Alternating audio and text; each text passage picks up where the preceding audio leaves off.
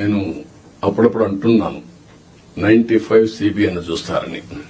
ఇంకా నేను స్పీడ్ పెంచలేదు, ఇంకా రాలా 95 CBNకి. అప్పుడు కొంతమంది తెలిసిన వాళ్ళు ఇక్కడ ఉంటారు, మినిస్టర్స్ కూడా అప్పుడు పరిగెత్తేసేవాళ్ళని. వీళ్లు పరిగెత్తేవాళ్ళం, మేము పరిగెత్తేవాళ్ళం.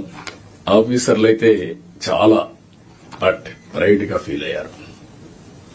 ఈ రోజు హైదరాబాద్ గాని మొత్తం డెవలప్మెంట్స్ గాని ఆఫీసర్లే చేశారు. ఈ విషయం కూడా మీరు గుర్తుపెట్టుకోవాలి. ప్రజలు మాకు మ్యాండేట్ ఇచ్చారు. సమాజంలో ఉండే బెస్ట్ పీపుల్ ని మిమ్మల్ని సెలెక్ట్ చేశారు.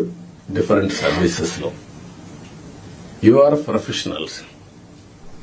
ఆ calibre, administration, organisation skills, communication skills అవి మీకున్నాయి.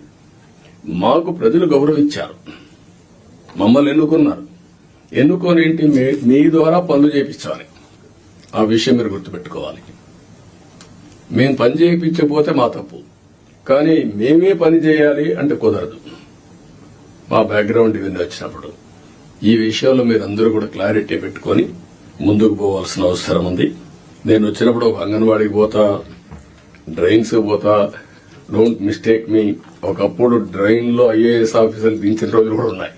దిగి చూడమా ఎట్లుందని మీ ట్రైన్ ఒకసారి దిగండి, మీకు ఒక ఐడియా వస్తుందని తిప్పి చూపించిన రోజులు ఉన్నాయి. చెత్త ఉంటే అవన్నీ చూపించిన రోజులు ఉన్నాయి. అక్కడే మీడియాలో ఎక్స్పోజ్ చేసిన రోజులు ఉన్నాయి. తర్వాత అంత హార్ష్ గా నేను పోలేదు, కానీ దట్ వర్ ది డేస్. కానీ అదే మరి హైదరాబాద్ ని బిల్డ్ చేయడం కూడా వీళ్లే బిల్డ్ చేశారు. ఐటీ కూడా వీళ్లే చేశారు.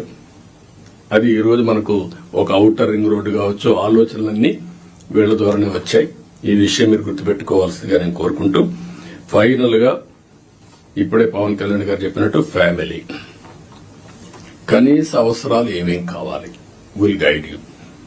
కరెంట్, టాయిలెట్, లేకపోతే గ్యాస్, ఈ మినిమం అవసరాలు ఇన్ఫ్రాస్ట్రక్చర్ ఏముందో అన్ని ఇండ్లకు ఇచ్చే బాధ్యత రావాలి.